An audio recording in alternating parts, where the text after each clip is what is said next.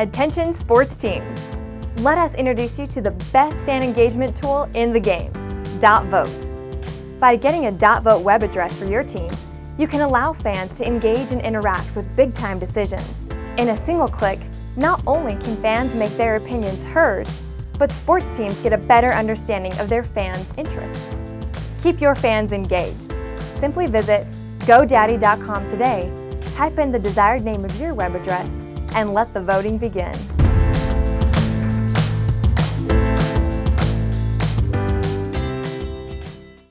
The Yankees are done. Is Baker the one? And we'll talk with Dom Amore about his new book with UConn legend Jim Calhoun. It's all right ahead on this edition of Gordon Damer on Sports.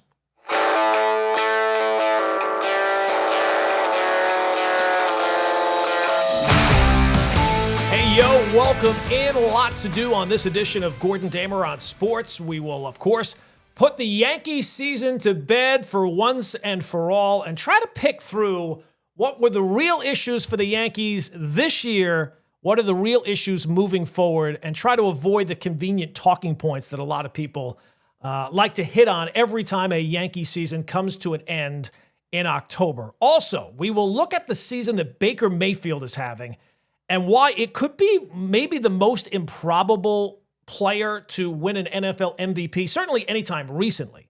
So we'll look at that in the NFL, and then we'll have a conversation with Dom Amore. He has teamed up with Jim Calhoun to look back on Calhoun's coaching career and, some of the lessons that he learned about coaching people rather than basketball and some of the similarities from his career as well as what's going on now with Danny Hurley. So lots of good stuff on this edition. Now, obviously, if you've not already, do me a favor.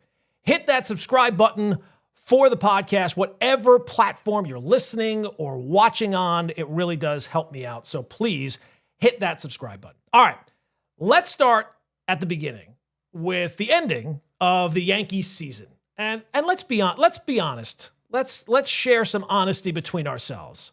We all saw this coming, right? This did not come as a shock to anybody. This did not come as a surprise. And it's not because we're psychic. It's not because we have this crystal ball about the Yankees.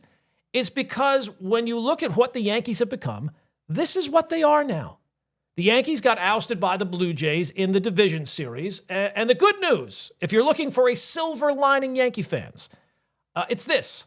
You could take whatever area you wanted to blame and create a convincing argument, right? The offense certainly was an issue. The pitching was certainly an issue. The defense, especially in Game 4 with Jazz Chisholm, became an issue. The bullpen, you want to blame the bullpen? You can blame the bullpen. There's evidence there. And then, of course, the familiar names. Aaron Boone, if you want to have Aaron Boone. Brian Cashman, Hal Steinbrenner. The good news, Yankee fans, you can create a compelling case for any of those areas or people.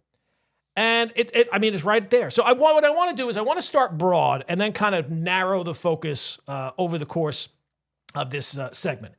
And really the main takeaway is why things are not going to change.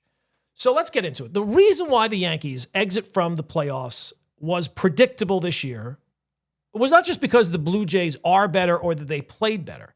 When it comes down to it for the Yankees are an organization, for whatever reason, that folds when the lights are the brightest. When you want your players to rise to the occasion, the Yankees wilt. And that happens every single October. This is not exclusively a 2025 problem. This has been going on, but this year was another proof point for that. Another chapter in a running drama at this point, right? So let's go through the division series against the Blue Jays. Game 4, they're playing their fourth elimination game, I think, in 8 days. And the Yankees produced 2 hits through 6 innings of Game 4. 2 hits. And that should sound familiar because it's not a new story. Weak offense in October has been the Yankee hallmark for years now. If you were to pick one singular thing that has led to them not winning a World Series, it has been the offense, what the Yankees are supposed to be known for. Game 1 of the division series, they got 1 run. Game 2, they were being no hit until the 6th inning, and at that point, the Blue Jays, I think, led 12-0.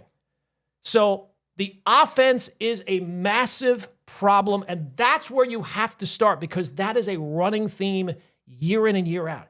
Every year, the pressure arrives, and the Yankee bats buckle. They melt. That is consistent every single year.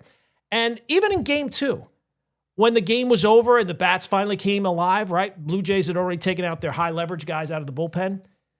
Yeah, that's when the Yankees start scoring runs, right? When the pressure is removed. There is an issue with pressure. It's tough to quantify it, but it is absolutely there, and you can see it every single year. So then you get Game 3, where the Yankees were losing that one, and Aaron Judge comes through the hero, hitting a home run that basically defied physics.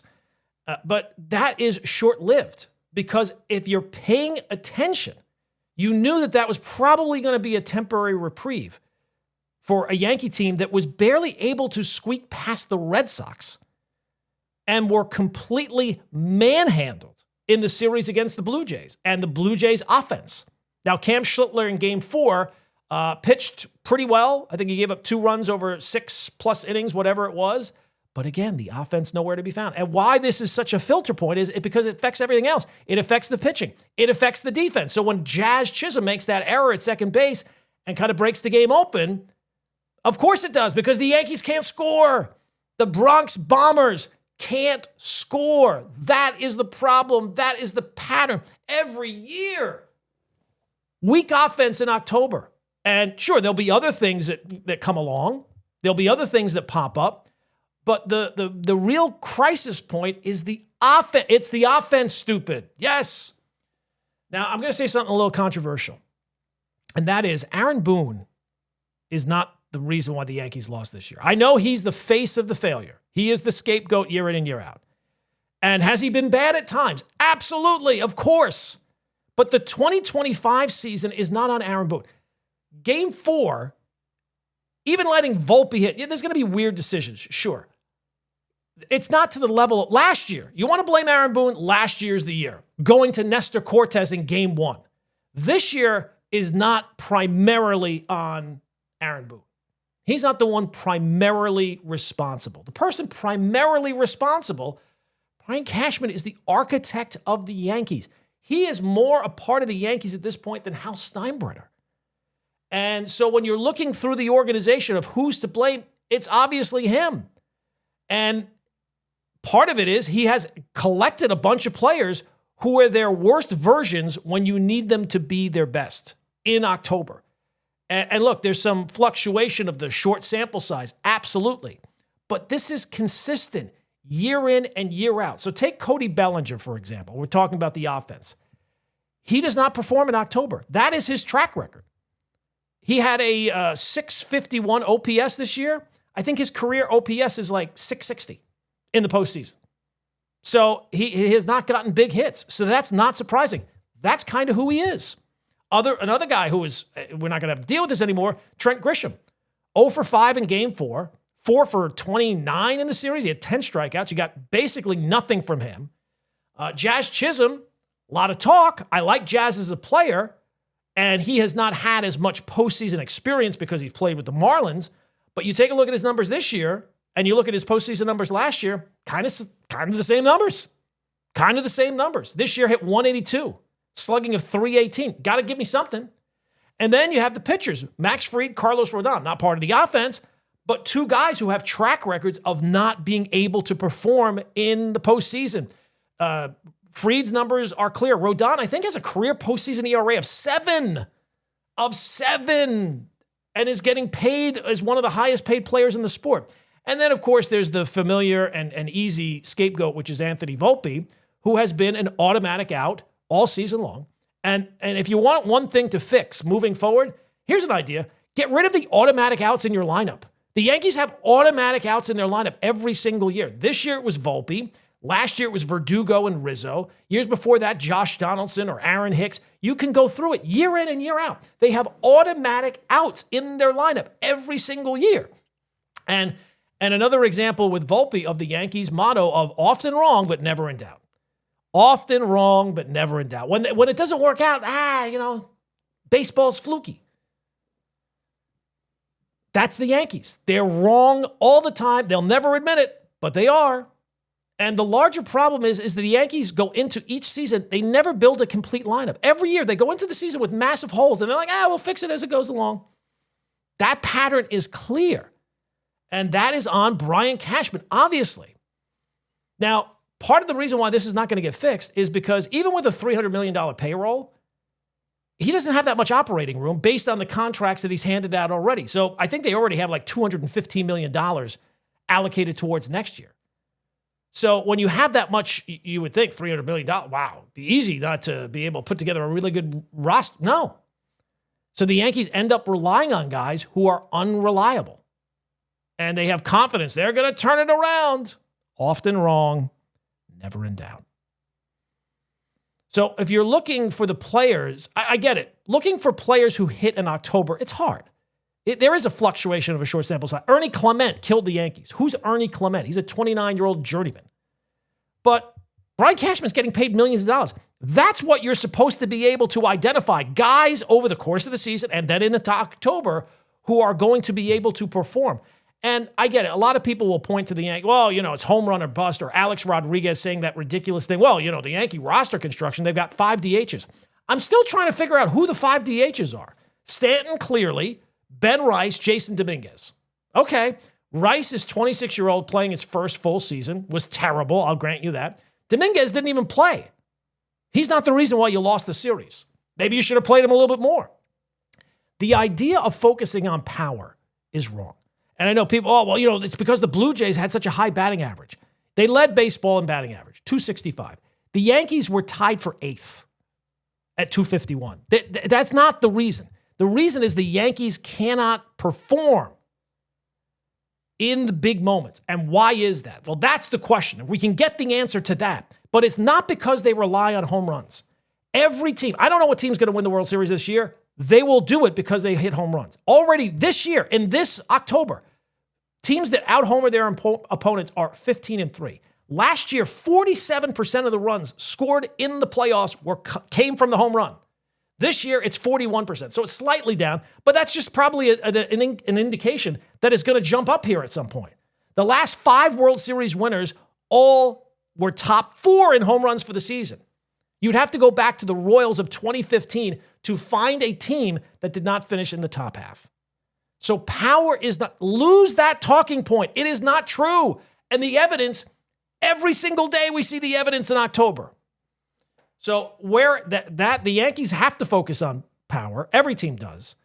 The other area where they have to focus, which was a weakness this year that's generally been a strength, is the bullpen. Bullpen, the Yankees came into this October with the most combustible bullpen they've had in quite some time. And that was a story all season long. And look, Brian Cashman tried to fix it. David Bednar certainly helped. Camilo Doval struggled at times. Obviously, Devin Williams struggled throughout the course of the season. But you take a look at the Yankees' run with Aaron Boone, 2018 to 2023, and they had one of the best bullpens every single year in terms of ERA, in terms of WAR, whatever statistic you want to use. And then last year, it started to kind of be a bit of an issue, but Luke Weaver was so good in the postseason that he kind of helped it out. And then this year, Weaver was not as good, and the bullpen was not as good. So if you want to focus, and that I think is an area the Yankees will focus on. But if you want to get to the biggest problem, at the core of the problem is the Yankees organization doesn't have that hunger anymore.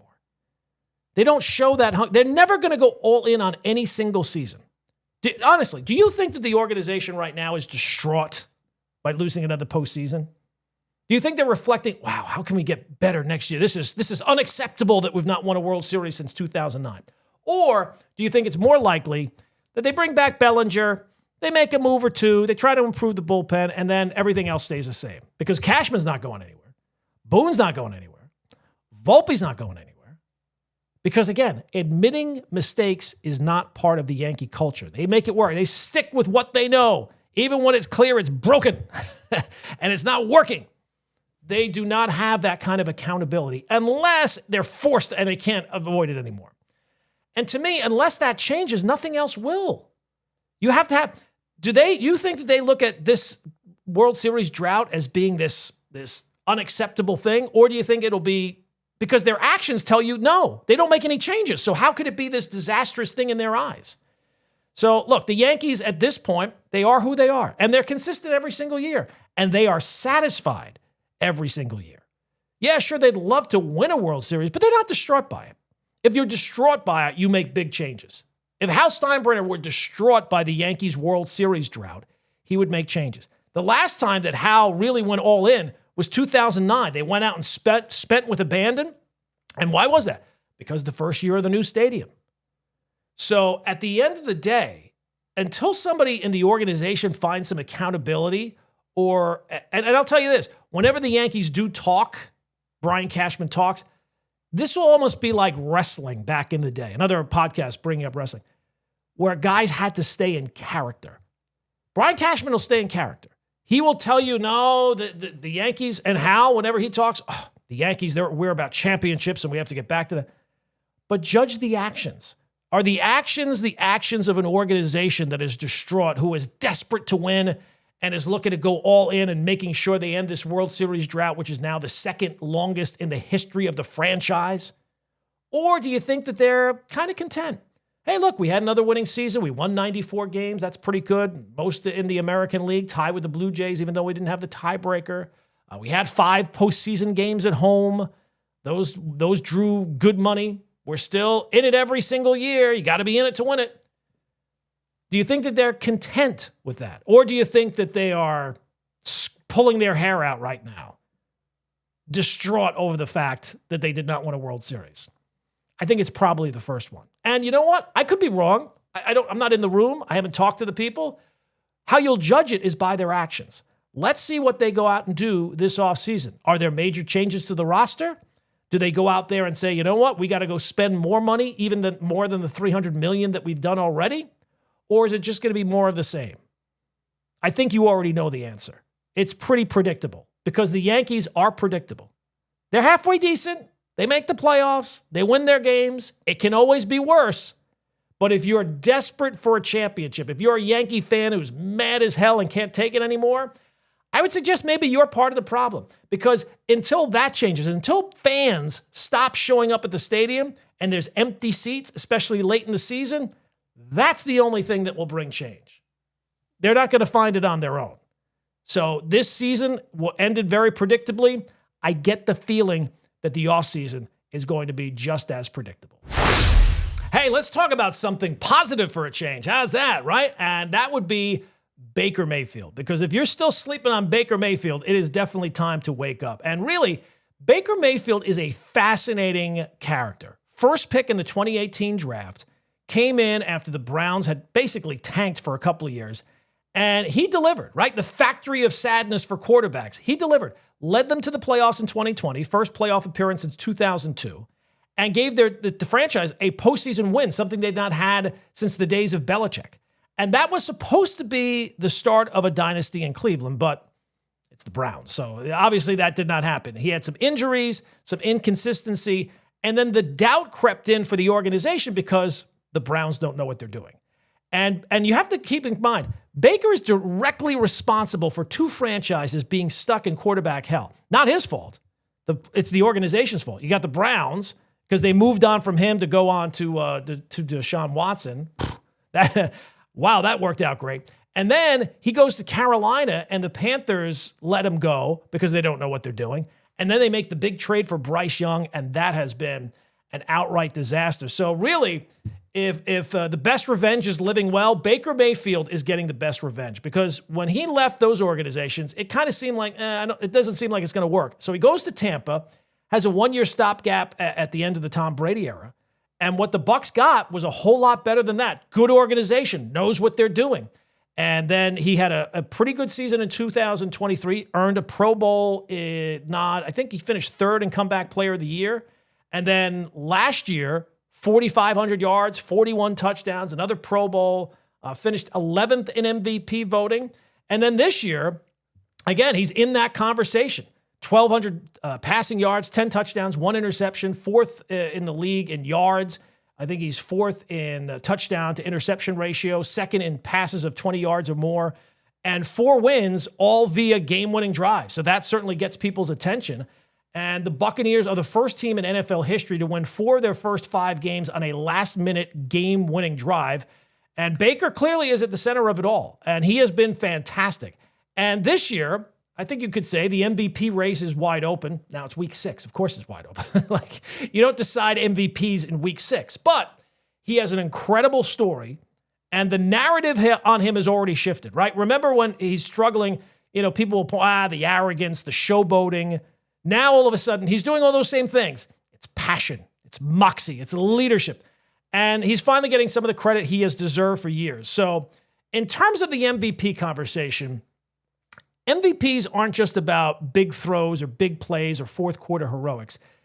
Really, to win that award, your team has to be either a 1 seed or a 2 seed.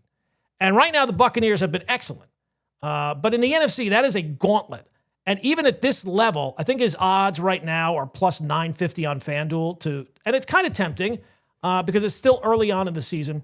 But the thing you notice about NFL MVPs, they come from teams that dominate the regular season. They finish as a 1 or a 2 seed. Now look, Baker has overcome far greater odds already than plus 950. But I think that's the story. It's not just about his play. And you have to wonder, all these game-winning drives, I don't know if that's sustainable. So don't get me wrong. Baker playing some incredible football, and he's everything you'd kind of want in a quarterback. He's like right out of Central Casting. Even if he's not the biggest guy, he is the ultimate underdog, even being the first pick in the draft. But in terms of the MVP conversation, history says it's probably not going to be him because people will talk about things at this point of the season, and they'll bring up fresh names, and he's one of those fresh names. But at the end of the day, NFL writers will just end up giving it to the same guy. It'll probably be Josh Allen again. So for Baker Mayfield, he has been a fantastic story. And it really is one of the best stories in the NFL. And one that every fan, if you're not, if you don't hate the Buccaneers because your team is the Falcons or something like that, he's a guy that you can get behind. His story has been phenomenal. And one thing that he has going for him, his style of play is not going to hide under the radar. Now, do I think he's going to win the MVP this year? No, I do not. But he's got a lot of things going. And to think a couple of years ago that anyone would be having a conversation, even on a podcast, about Baker Mayfield being in the MVP conversation would have seemed ridiculous. So the fact that he's overcome those odds and is playing some of the best football of his career is incredible. And while I don't think he's going to win the MVP, he's a guy that you will definitely be keeping your eye on because his play requires that. We're joined now by Dom Amore, one of the co-authors of the new book on the UConn basketball program, More Than a Game, how the UConn program was built on a culture of caring, along with the longtime great coach, Jim Calhoun. Dom, thanks for giving us a few minutes to talk about the book. All right, thank you, Gordon. Thank you for having me. Well, you wrote a book, so I'm sure it's the first question you get asked every single time. Where was the inspiration? What got this book started? Well, it was Jim Calhoun's idea. He's written 2 books before. He had written a memoir after their first championship in 1999 with Lee Montville, and then he wrote a book about leadership. For which a lot of coaches do. But he wanted to write something, obviously, that in part covered the 25 years since his last book, his last memoir. And he read a baseball book called The Wax Pack, where the author took a random package of 1980s baseball cards and went and chased down the 15 players on the cards and where are they now kind of thing. And he was intrigued by it, and he thought if we could turn that on its side a little bit and write about 10 or 12 or 15 players or people who he crossed paths, who he coached or affected in some way, and kind of a where are they now, but what his relationship was like with them, how he tried to help them, what he learned from them, and all of that. So it explores. It's not really an autobiography or an updated autobiography. It's just kind of explores his belief system on which the UConn program was built through these relationships. Coaching is relationships, and he's always believed that, and this basically explores that. the book is mostly written through his voice. Well, it's yeah, Was that a yeah, challenge for you as a writer to make sure that you yeah, want to put your part in it, but you want to make sure you capture his tone and his yes, yeah. It was because I had never done it before. And I know Ian O'Connor wrote uh, Dan Hurley's book, which is also out at about the same time. But Ian O'Connor had never done that. He's written many great books. Mhm. He had never written in someone else's voice before.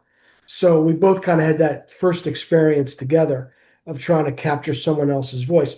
Jim has a very distinctive way Right. Yeah. of talking, not only very fast, with that Boston accent. Now, me, when I covered him as the beat writer, I never had any trouble understanding him. But so that wasn't a problem. But he does have certain, like we all do, certain Sure. phrases that he goes to. And I wanted to make sure because I thought some of his other books didn't really sound like him. I really wanted this to sound like him.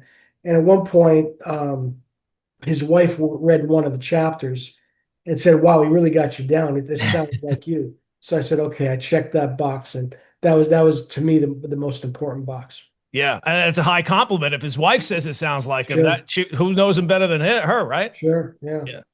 Now you had many former players that people will recognize their Mhm. names Yes. included in the book. What was the process for selecting who would and who would not get included? Yeah, we wanted to select people, and there were probably 10 or 12 others we could have picked. Sure. We wanted to get a mix of people who obviously would be the people that fans wanted to read about. So Ray Allen, Rip Hamilton, guys who are Hall of Famers, borderline Hall of Famers.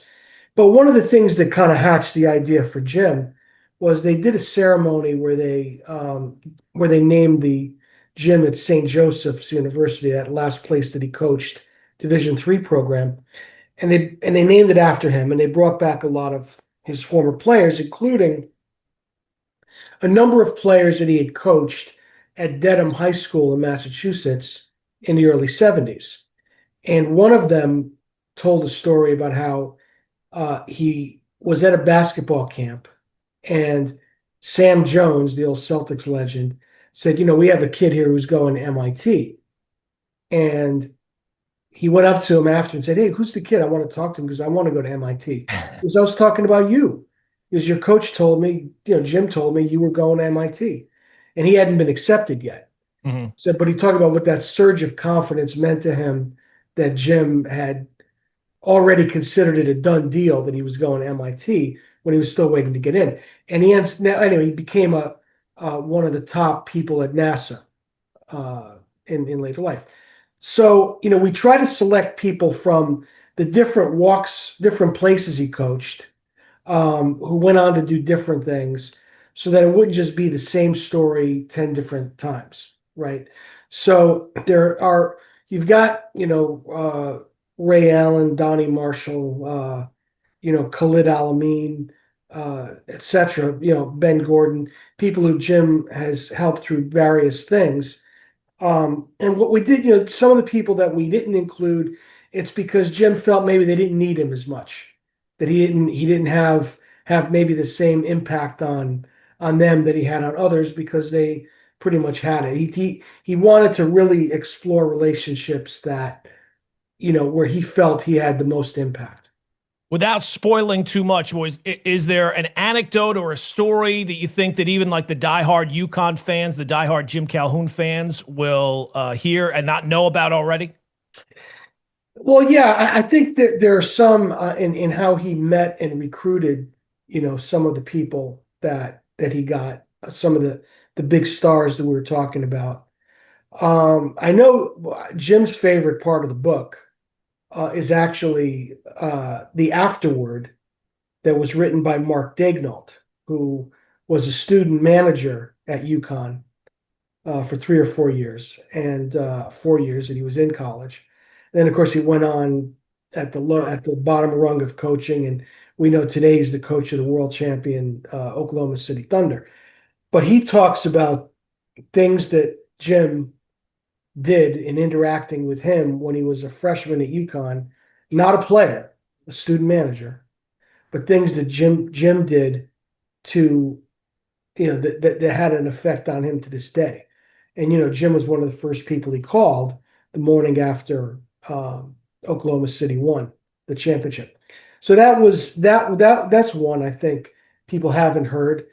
Dan Hurley wrote the foreword, and there's some great anecdotes in there.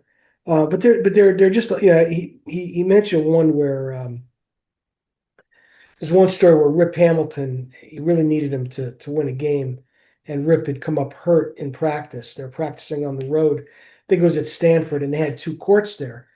And when Rip went down with this injury, Jim just picked up the whole team and the whole practice, moved to the other court, and left Rip there until he got up and rejoined his teammates because he wanted to illustrate how much they needed him. But yeah, Jim's style of coaching, uh, I think it would work today in certain circumstances. Dan Hurley coaches people pretty hard, Hmm. but the one thing that they both have in common, and a lot of great coaches have in common, is that they're able to show players that they really care about them and have their best interests at heart. And that allows them to coach them very hard. It allows them to say almost anything to a player because the player knows where it's coming from. That's really his secret. And I think it's many great coaches' secrets. And I think that's what's something that comes through in the book. Did Jim know that when he first started coaching, or is that something that he obviously realized over time? I mean, a very long career, it would be Right. weird for you not to kind of transform Yeah. over that length Yeah. of a career. When did he realize that, or did he have that just from jump? Well, I think Jim's life and career was very much shaped, and I know fans probably know the story, but they may not realize the importance of it at Jim's core. And that's when he lost his father suddenly to a heart attack when he was 15. Jim had to immediately become the man of the house at 15. He had three sisters. He had a younger brother, and of course his mom. And the family really had a struggle, and he couldn't go to school right away. He was working, in blue collar jobs around the town, Braintree, Mass. But eventually, his high school coach and two or three of the other coaches around town uh, prevailed upon him to get out and go to college and find a way to do it. And of course, he ended up playing at AIC. And but the whole experience of kind of rebuilding from the what was the ultimate disaster for a teenager when he was mad at the world and bitter because he had lost his father. That affects him to this day at 70, at 83. And I think everything that he did as a coach uh, was a way of paying forward what his coaches did for him as a teenager. He wanted to be that kind of influence on people throughout his life. And when he came out of retirement to coach at Division III, even though he wasn't coaching NBA prospects, he did it because he missed having that kind of influence on young people's lives, and he does it to this day. And if you're in his circle, I mean, I became part of his circle when I started working with him on his book. He wants to know what's going on in your life and how he can help. That's how he is. And again, I know people see the gruff. People Sure. remember the gruff kind of foul Intense. mouthed guy Yes. on the sidelines. But in the demand, and he is very demanding, let me tell you, still. But I think people will be maybe a little bit surprised by the degree to which this caring and helping and paying forward concept is not just lip service from him. He's lived it for a very long time. Yeah, you talk about how he coaches people, not Yeah. just the game. Yeah. Is there a way that manifested in an everyday sense, like of how that filtered into the program on a day in day out type of thing? Well, yeah, I think just the fact that student manager became an NBA coach and Hmm. a championship coach, it kind of indicates how you didn't have to be a potential Hall of Fame player, Hmm. 5-star recruit for Jim to care about you. He was a teacher. He was a high school teacher for several years, like Dan Hurley was, and I think that experience manifests itself in because Dan Hurley is very much the same way. He essentially identifies kids to be his student managers who are dealing with something in life or who have overcome something in life that he wants them to be part of his program because he wants his kids to be part of it. So I think, I mean, Steve Peichel, Rutgers coach, there's a chapter on him. And but so that so it, I just think in that I- he he recognizes, I think, what makes people tick. He's fascinated by that, and he tries to and he just tries to motivate them on whatever level they need to be motivated in whatever direction. So if it's Ray Allen, it's you're too great a player to play bad defense. You have to play good defense. I don't want that from you. You're too good because that's how to reach him. Hmm. To stroke his ego. You're too good for that. So this is what I want you to do because this is how good I think you are. And then there are other players who maybe we're trying to get the most out of their talent and we're trying to do that. And and Jim, motivated them in that way. I mean, it's kind of a cliche that coaches treat every player the same. They don't treat them all the same. They care about them all the same, but you got to take each person individually. You might have been just mentioned it there. Is there any of the original culture that Jim created that you can still see with the UConn program today? Well, I think that what you see is at least what Kevin is or what Kevin tried to continue, and certainly what Dan Hurley is kind of rejuvenated, and that's the toughness, the mental toughness, the physical toughness. When you think about how hard it is to get through a postseason in any sport, because all postseasons today are expanded, and it's not just like the two first place teams meet for the championship. It's you've got to get through several rounds of it. It takes tremendous mental toughness to go 6-0 against the caliber of teams you play in the NCAA tournament. Hmm. After the first round, maybe the first two rounds, you're facing Hall of Fame coaches and NBA players 4 games in a row. And just the mere fact that UConn has run that gauntlet 6 times and come out on top, where no other school, I believe, in that span has even done it 3. I think that's it shows you that mental toughness that it takes to do that is still very much at the core of the program. And Jim put it there, and certainly Dan Hurley brought it back. Yeah, I mean, I don't even remember. I mean, maybe I'm not old enough to remember. Was the UConn program good before Jim got there and he took it to another level, or did he just completely put that on the map? It was a good regional uh, it was a good regional program, Hmm. which is what kind of existed in those days. They were in the ECAC, or they're in the Yankee Conference, and the tournament was only 16 or 32 teams, the NCAA tournament. The NIT was as big a deal then. And so they were kind of tucked in behind Providence and Holy Cross and those schools for being one of the better schools in New England. And they went to the NCAA tournament a few times, and they won a game here or there. The famous game where Princeton was really, really good, and UConn player Dom Perno stole the ball from Bill Bradley to clinch a big upset. That was in 1964. So they had their moments. And then there was a year where D. Rowe was the coach, and they made it as far as the Sweet 16 or the Elite Eight, and lost to Rutgers, I think the Phil Sellers Rutgers team. That was as close as they got. Hmm. And, Holy Cross turned down an invitation to the Big East when it was being formed. They turned to UConn. UConn accepted it, not really even knowing what it was or let alone what it would become.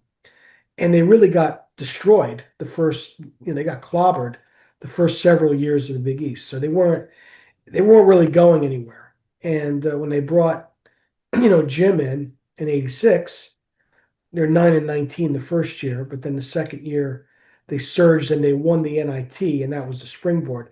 So to answer your question, basketball was always the most popular sport there, and they were good, but they were good really within very constricted regional New England basketball limits. And Jim still kind of loves that old New England, gyms with the steam heat, that would get too cold and then too hot. He loves that New England feel to basketball, and I think he still kind of has some of it. I mean, obviously, he's still involved with the UConn program. I'm sure he still focuses on that. Does he have thoughts about what college basketball has become here the last 5, 10 years? He does, and I think his attitude, as you would expect, is that, hey, if he had to adjust to it, he would adjust to it. Hmm. He would figure out a way, get the people around him to adjust to it. Um, like everyone, he's not entirely comfortable with all of it. I think he kind of feels that it's difficult for a coach to do the kinds of things that he did because the relationships are more transactional than he had. These relationships that he writes about here, they were not transactional, and I think he feels like the profession has lost something, because of that. But he's also a guy that is very hip with what's going on in the world and far beyond basketball.